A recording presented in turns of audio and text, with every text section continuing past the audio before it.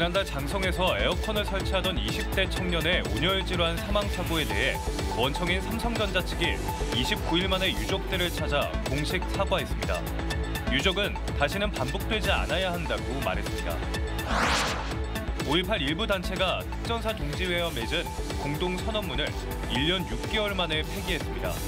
계엄군에게 면죄부를 준 어리석은 행동이었다고 사과했습니다. 광주 광천권역 교통 혼잡을 해소하기 위해 도시철도 상무 광천선과 BRT, 급행버스 등이 도입됩니다. 광천권역을 중심으로 광주의 동서와 남북을 연결하는 안입니다. 9월로 접어들고 추석이 임박했지만 치솟는 더위는 꺾이지 않고 있습니다. 연일 폭염특보가 이어지고 일부 지역에서는 9월 최고 기온을 경신하기도 했습니다. 시청자 여러분 안녕하십니까? KBC 8시 뉴스 시작합니다. 지난달 장성에서 에어컨을 설치하던 20대 청년이 폭염에 쓰러져 숨졌습니다. 사건 발생인 29일 만에 원청인 삼성전자가 유족을 찾아가 사과했는데요. 유족은 아들과 같은 죽음이 다시는 반복되지 않도록 지켜보겠다고 말했습니다. 조경원 기자가 취재했습니다. 원청인 삼성전자 측이 광주고용노동청 앞에 마련된 하청업체 직원 양준혁 씨의 분향소를 찾아 유족에게 사과했습니다. 양 씨가 숨진 지 29일 만입니다. 누구보다 큰 슬픔을 겪고 계실 유가족분들께 진심으로 위로의 말씀드립니다. 삼성전자를 대표하여 말씀드렸습니다. 재발 대책 잘 만들어가지고 절대 일어나지 않도록 해주세요. 네, 알겠습니다. 제가 지켜보겠습니다. 네. 양 씨가 재직한 유진테크 시스템 대표도 분향소를 찾아 고개를 숙였습니다. 죄송합니다. 정말 죄송합니다, 어머니. 양 씨는 입사 이틀째인 지난달 13일 전남 장성의 한 중학교에서 에어컨을 설치하다 폭염에 쓰러졌고 1시간 동안 방치돼 결국 숨졌습니다. 유족은 원 하청업체와 발주처인 전남교육청에 사과를 요구하며 장례를 미룬 채 지난 3일부터 무기한 농성을 이어갔습니다. 사과를 받은 양 씨 어머니는 아들의 영정을 어루만지며 참았던 눈물을 터뜨렸습니다. 엄마가 너무 늦게 보내줘서 너무 미안해. 삼성전자 측은 사고 관련 조사에 성실히 임하는 한편 실외 노동자 폭염 대책을 강화하겠다고 밝혔습니다. 김대중 전남교육감도 분향소를 찾아 사과하면서 유족은 장례 절차에 나설 계획입니다. KBC 조경원입니다. 특전사 동지회와 용서 화해하는 내용의 선언문을 발표해 물의를 일으켰던 5.18 부상자회, 공로자회가 1년 6개월 만에 머리 숙여 사죄했습니다. 두 단체는 공동선언을 폐기하고 계엄군에게 면죄부를 준 어리석은 행동이었다며 쇄신을 약속했습니다. 신대희 기자가 보도합니다. 5.18 부상자회와 공로자회가 국민 앞에 큰 절을 올리며 사죄했습니다. 지난해 2월 특전사 동지회와 화합하겠다는 선언을 뒤늦게 폐기하며 사과한 겁니다. 특전사 동지회는 당시 군복을 입고 5.18 묘지를 찾아 스스로를 역사의 피해자라고 주장해 2차 가해를 저질렀습니다. 또 안매장 등에 대한 새로운 고백과 증언을 하지 않았고 갈등과 상처만 키웠습니다. 2.19 공동선언은 계엄군의 행위는 상부주행이었다. 그러기 때문에 그들도 피해자다. 라는 잘못된 인식으로 그들에게 면죄부를 주려는 그야말로 역사 왜곡이며 광주 시민에 대한 배반이었습니다. 5월이 부끄럽지 않도록 뼈를 깎는 노력을 하겠습니다. 부상자회와 공로자회는 전행을 일삼아 치욕적인 선언을 주도한 전임집행부에 대해 회원활동 정지 등의 징계를 했습니다.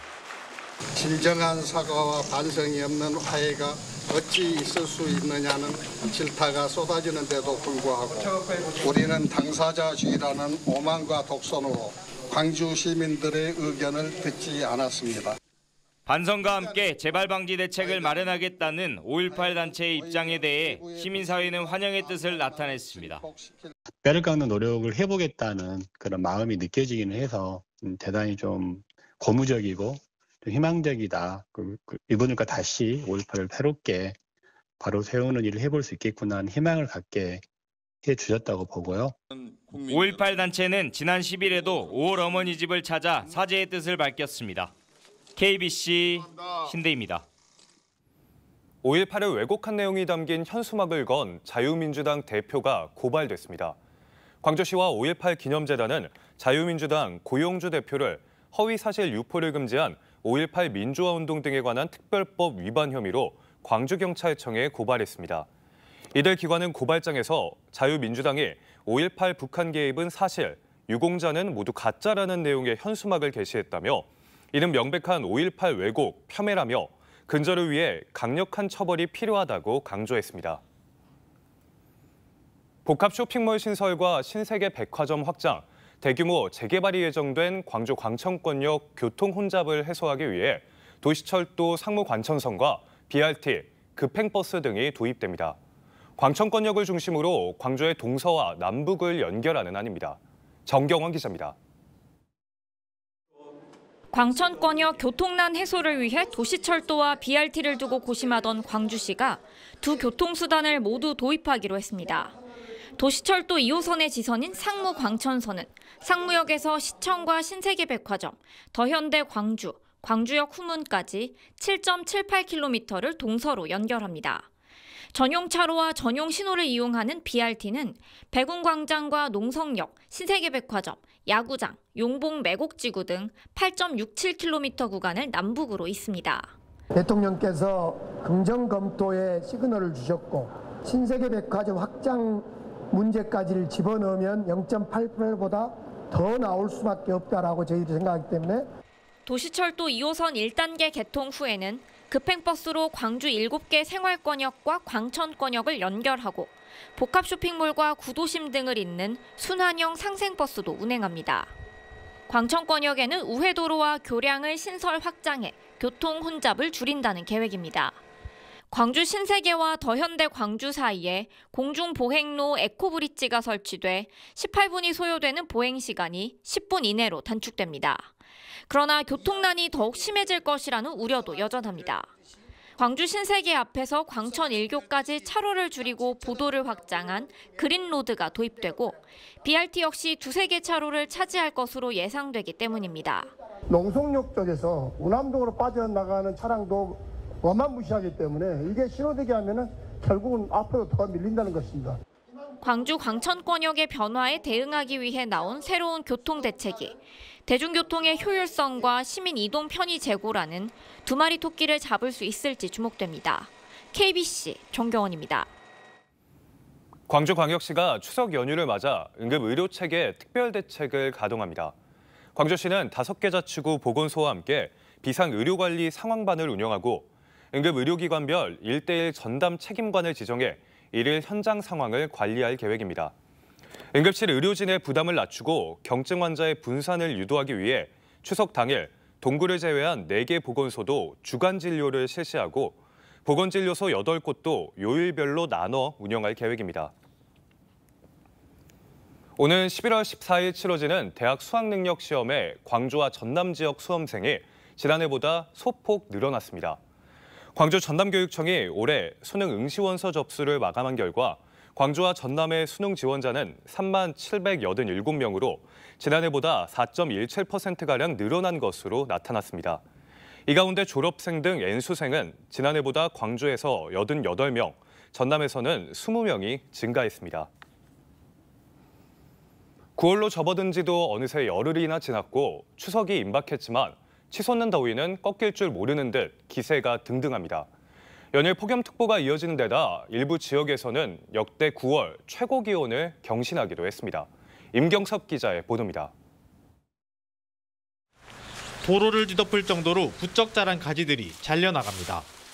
가위질을 하는 얼굴에는 연신 땀이 흐르고 옷과 수건은 흠뻑 젖었습니다. 시작한 일이라 안 할 수도 없고 더운 걸로 봐서는 진즉 지금 안 해야 되는데 이 날씨가 너무너무 더워가지고 우리 이런 아저씨들도 지금 지쳐가지고 지금. 최근 광주 전남에는 연일 폭염특보가 이어지고 있습니다. 어제 낮 최고 기온은 완도가 35.5도, 영광 34.8도를 기록하는 등 전남 5개 시군에서 9월 1 최고 기온을 새로 썼습니다.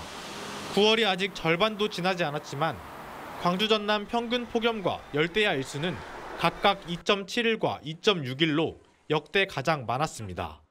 뜨거운 티베트 고기압이 한반도 상공에 자리 잡은 데다 중국 상하이에 있는 열대 저압부와 북태평양 고기압 사이로 덥고 습한 남동풍이 불어오기 때문입니다.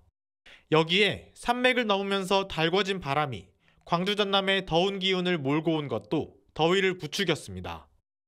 역대급 가을 폭염에 이달에만 온열 질환 신고는 22건 발생했습니다.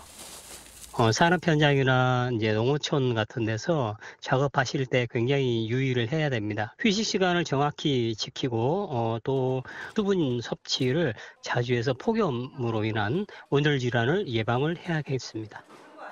이번 더위는 추석까지 이어지겠습니다. 비나 소나기가 내리는 지역에서는 일시적으로 기온이 내려가겠지만 비가 그친 후에는 기온이 다시 올라 더위가 이어지겠고 주말과 다음 주 초에도 최고 기온이 33도 내외로 올라 덥겠습니다. 기후변화 속에 9월까지 무더위가 길게 이어지는 만큼 충분한 폭염 대비가 필요합니다. KBC 임경섭입니다. 전라남도가 고수온 피해 양식어가에게 긴급 재난지원금을 지원합니다. 전남도는 고수온 피해로 규명된 여수의 조피볼락 양식어가 등 59곳에 추석 전 25억 원을 긴급 지원하고 19억 원을 저금리로 빌려주기로 했습니다. 지난 7월부터 고수온 특보가 발령 중인 전남 해역의 5개 시군 131개 어가에서 어류 630만 마리가 폐사하는 등 피해를 본 것으로 집계됐습니다. 46명을 뽑는 광주 글로벌모터스 하반기 공개 채용에 1000여 명이 넘는 지원자가 몰렸습니다. GGM은 오늘 일반직 53대 1, 기술직 16.6대 1 등 이번 하반기 공채 평균 경쟁률이 22대 1을 기록했다고 밝혔습니다. GGM은 AI 역량 검사와 서류 전형, 면접 전형을 거쳐 오는 10월 중순쯤 최종 합격자를 발표할 예정입니다. 분청사기는 조선 초기 양식으로 고려청자, 조선백자와 함께 우리나라 3대 도자로 꼽히지만 상대적으로 대중들에게는 덜 알려져 있는데요. 주요 도요지인 고흥에서 미디어 아트를 접목해 분청사기의 새로운 가치를 조명하고 나서 눈길을 끌고 있습니다. 박송호 기자의 보도입니다. 벡토로머스를 낸 커다란 청자 항아리에 박지기법으로 새긴 모란이 익살스럽게 수놓였습니다. 우아함을 자랑하는 고려청자, 조선백자와는 달리 다양한 질감, 친숙함이 돋보이는 분청사기입니다.